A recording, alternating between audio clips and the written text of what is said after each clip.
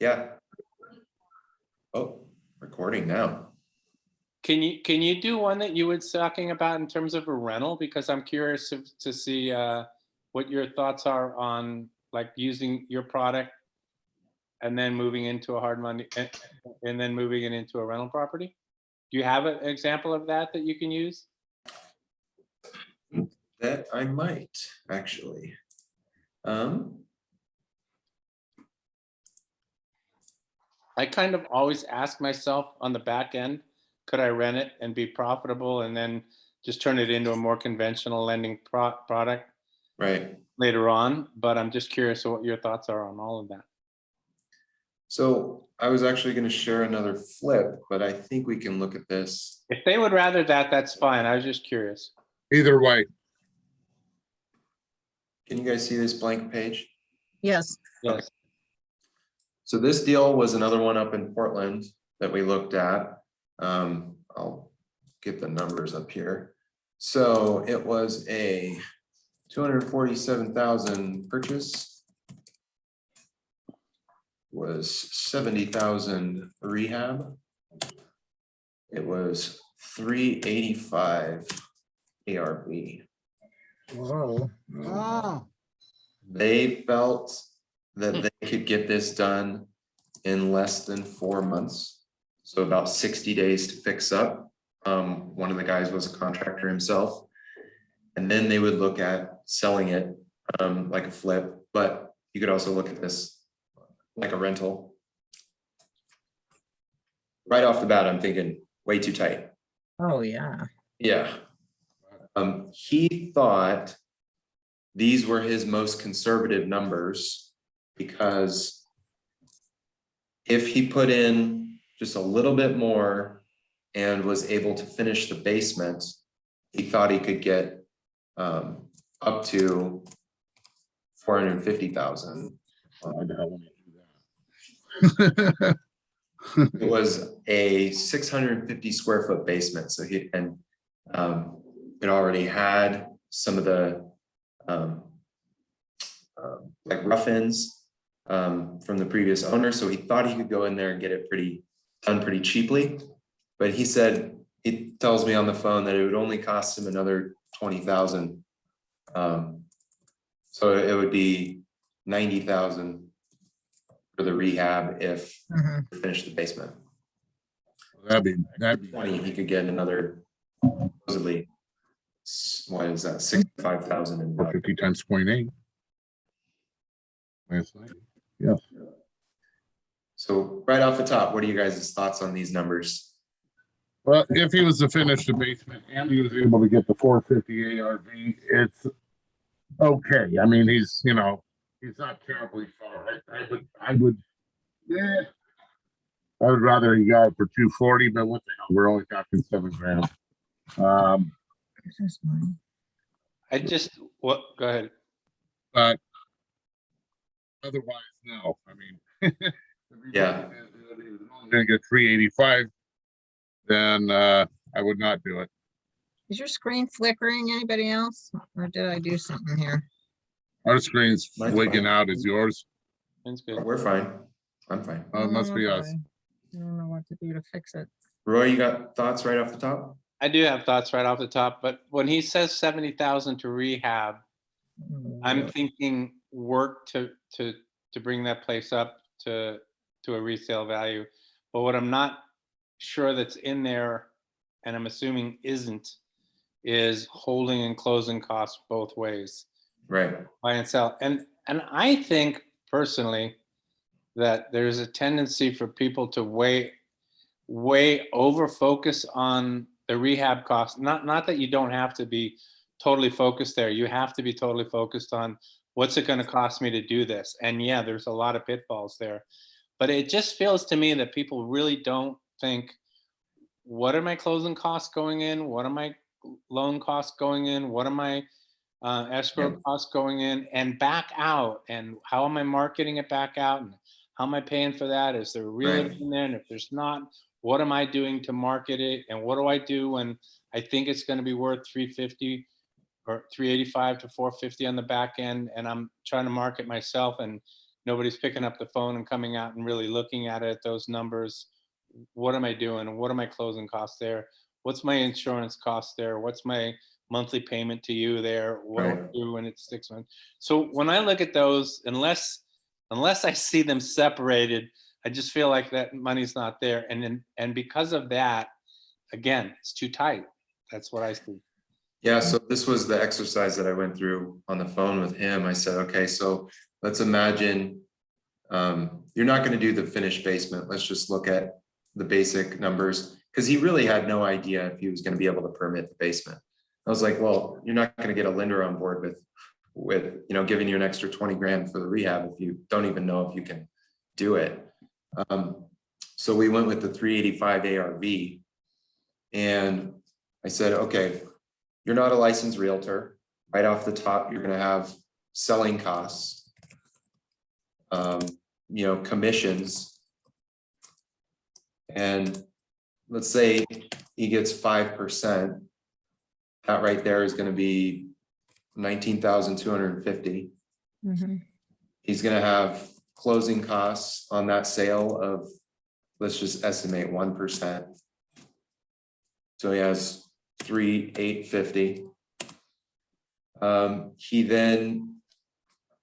He wanted to take out as much leverage as he could with the hard money lender like us. So we were looking at a 75% loan to value loan for him.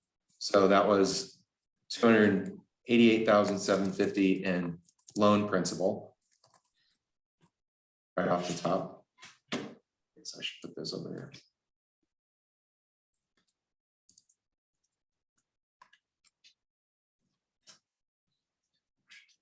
It's long principle. I can do this. Then there was some additional interest and fees. He says, I'm going to be holding this loan for 4 months. It's going to be super quick. I said, okay, I'll give you 6 months because it's never as fast as people think. So 6 months at a 75% LTV, relatively inexperienced borrower. Let's just assume that it's about 1% per month in interest and fees. So Mhm. his, finance charges, basically all rolled in, was going to be about 16 grand. That's all the money there is. Now there's no profit. Exactly. So then also City of Portland, it's a dinky little house, but I mean, you have to factor in other holding costs, property taxes. I mean, so Mhm. we put 2 grand on this little dinky 800 square foot thing that he was fixing up. Probably more than that actually for 6 months. Yeah, it probably was more. And then his down payment to facilitate this deal was going to be about 41 grand. So when we added that up, we got, I have to read my math here. We got 300. So the total was 370, 850. So his net profit, if he sells it for 385, was going to be about 14 grand in 6 Mhm. It's like, man, for all that time that you're putting into this project, I mean, you should just, I don't know, go get a job or something for that. Yeah. So really this whole deal hinged on the ability to finish the basement and somehow keep that under 20 grand. Given the market in Portland and how slow the city is right now for approving permits and unusual things like finishing basements and things like that, it just did not seem like it was in the cards for him to be able to do that. He would have really had to know that that was a slam dunk approval with the city to get that done, which it definitely wasn't. I just saw Mike Jacka do a short video today, taking a group of students basically through one of his houses, and this question came up. Well, what about a value add if if there was a potential of a mother-in-law apartment, wouldn't you make your offer to the seller based on that? And Mike said, absolutely not. You make it assuming that it is what it is. And then after you close on it, if you decide to do a value add and you crunch the numbers and it works, do it. Right. Yeah, we were looking at another deal in Portland that it was based on the idea that we could partition and split off the ADU on its own lot to create a flag lot. And we were prepared to write the offer contingent on some due diligence. But just a little bit of due diligence, we found out it was going to be way too expensive and we'd have to do a bunch of street improvements. And had we just moved forward, assuming Uh-oh. that it was doable, we would have been in rough shape. I had a client who he actually brought the house to me that had it was on 2 separate lots, and there was the home, which definitely was a rehab project, with a shop, which the shop was actually a really big shop on the second lot, and it was actually sold as one unit, but they were actually 2 little legal lots. And we actually made the offer originally on it strictly based on what the numbers were and what he thought he was going to need to do it, and what we thought we could sell that. It was basically a 3-bedroom house. And we made that offer that way. And very shortly after, we were in escrow. He started the work on the rehab, but went through the process finding out, and he found out he could split the shop lot, sold it separately, and he actually paid $170 for both, and sold the shop for $110,000 within a short period of time, and made a nice profit on the overall deal. In fact, you did that. You funded that deal, Zach. Now that I think of it. Oh, I was like, this sounds really familiar. Yeah, you funded that. I forgot that when I brought that up. Yeah. Yeah, So, that was Reedsport. yeah. Yeah. Yep, absolutely. So, yeah. So yeah, that what you said is absolutely correct. Work it the other way, and then if you get lucky and it works out, super. But unless you really know that in advance, and we didn't, and we actually were in a competitive bidding situation on purchasing it, so didn't really have the time to find the answer to that out when we originally put our bid in. Mhm. Yeah. He finished another one, Zach. I don't know if you know that. Yeah, and we're looking at another. Oh, are you? Good. I think he put in the offer over the week. Good. Yeah. So you had asked Roy to look at potentially this as rental. Well, let me ask you before you do that. Do you see many people use you and then turn to a rental? And is it generally a refinance out? Is that the general? Yeah. Okay. Yeah, in general. And most people try and do the Burr method, which is buy, rent, rehab, rent, refi, Right. repeat, right? Some of the issues that they run into with that tends to be they struggle with the cash out refinance, finding a lender that would be willing to do a cash out refinance in such a short period of time. I think it's becoming a lot easier. Financing on investment properties has definitely loosened up since the bottom of COVID. But if you're doing it in the name of an LLC, it raises some other issues with certain lenders, Mhm. a lot of overlays you have to think of. So you have to be working with a really good mortgage broker that knows what they're doing in order to facilitate that.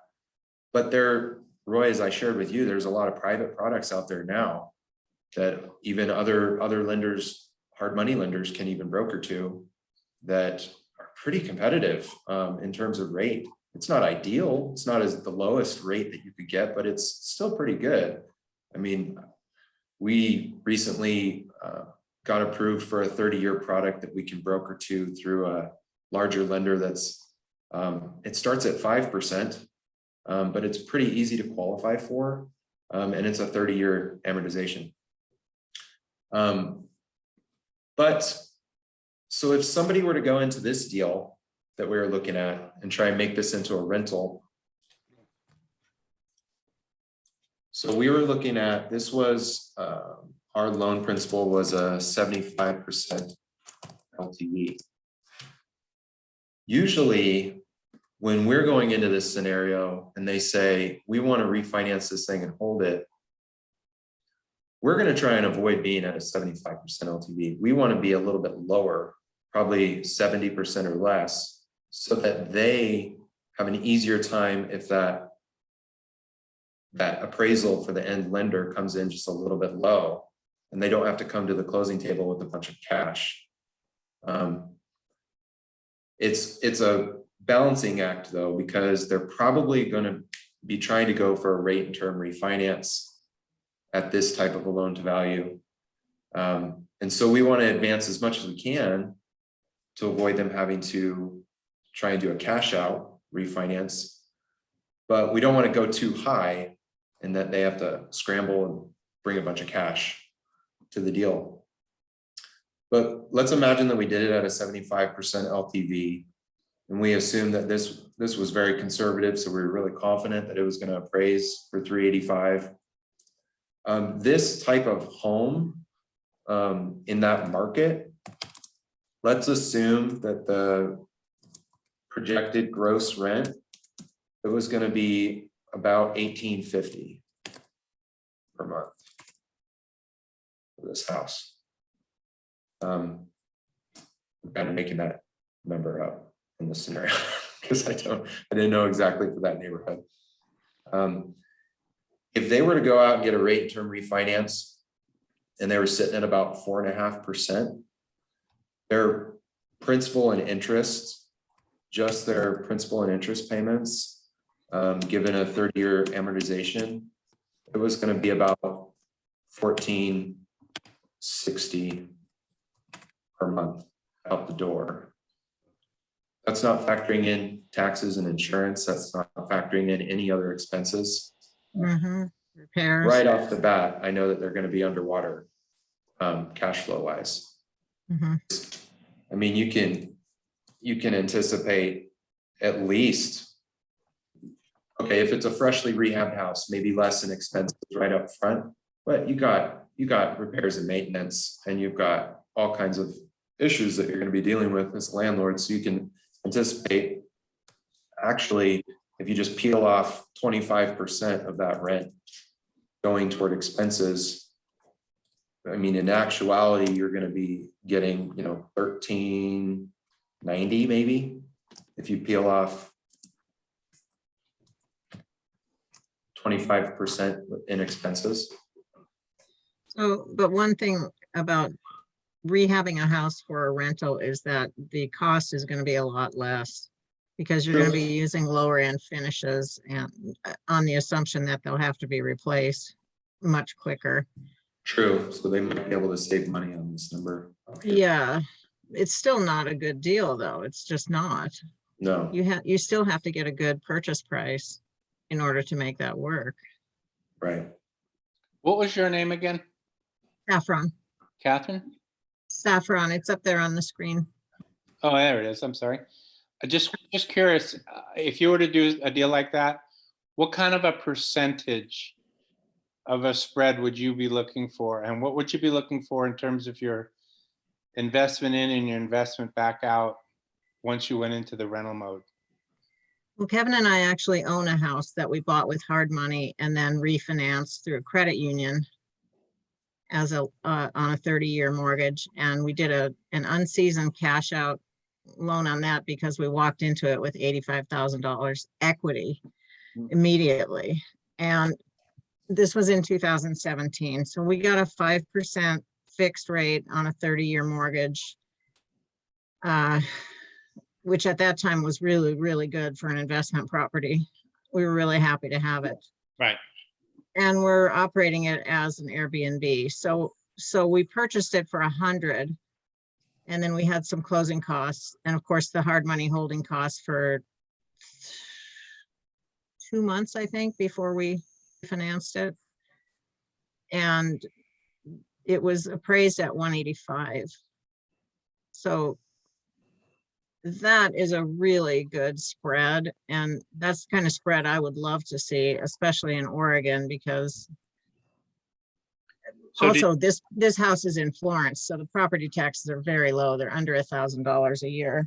when you refinanced it, you refinanced more than your original investment? Yes? Yes, Yes. we pulled $43,000 out of it. Okay, Um, put that in the bank, and then you have a reasonable cash flow plus expenses on top. Just like It's 740 something. $744 a month. And that doesn't include taxes and insurance. We pay for those separately, of course.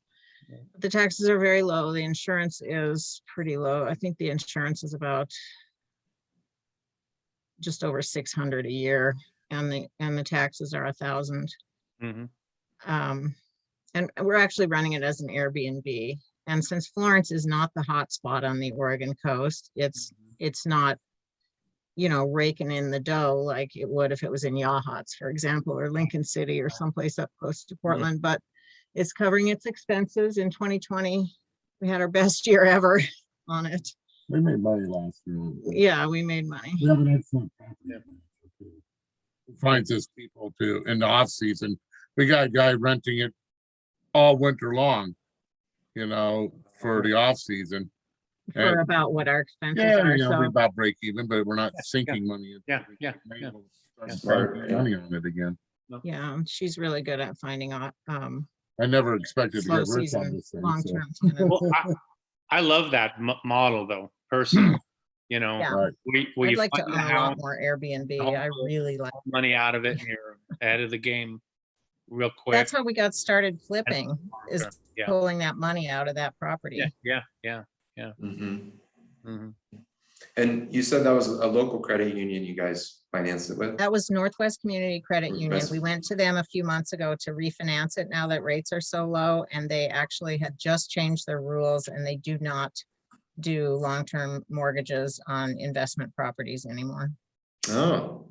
So that was kind of sad to hear, but Are you? Yeah. Yeah, shopping? 'cause it's- oh my God. I mean, it was- I think it's worth like over $100,000 Kevin, I'm not more than sure. what we bought it for. it or would what it appraise appraised for, I mean. about 285 right now. Yeah, it's appraising at 285 instead of 185. Maybe even up to 300. Silly, 740 square feet, 640. 640, sorry. Whew. That's a studio. Yeah, it's a Yeah. little 2-bedroom. Yeah. Wow. The other product that that the credit unions have is they will lend you with the kind of the numbers you threw out would almost work. You wouldn't be able to get as much cash out, but they'll do a really cheap line of credit Yeah. Yes, on property. And I mean, it's like almost nothing to get. It's again at that 5% interest rate range, might be 5.5, might be 6, might be 4 3/4. But and it's just based on the county assessed value of it. They'll give you 75% of that. You can get that loan for almost nothing within like a few days. It's crazy. yeah, If you're in that situation where you have one where you've got the equity in it based on like you obviously bought that one well, and if you have the cash to do that, and then just real quickly close back out of it, that's a nice way to move on that. And gives oh, you the other thing I wanted to mention about that for Zach's benefit is the hard money lender we used required 15% down is all. Of course, the value of the property was a lot higher than what we paid for it, so Right. they weren't risking anything. And we only put $7,000 into the repairs to make it a rental. Now, if I was going to rehab it to sell, I'd be putting a lot more money into it. But to get it to the point where it could rent, Right. it was only $7,000. Yeah. When you have such a good buying opportunity like that, such a good Mhm. spread on it. You typically will see lenders like us able to go with the lower down payment. Yeah, Situation we just looked at.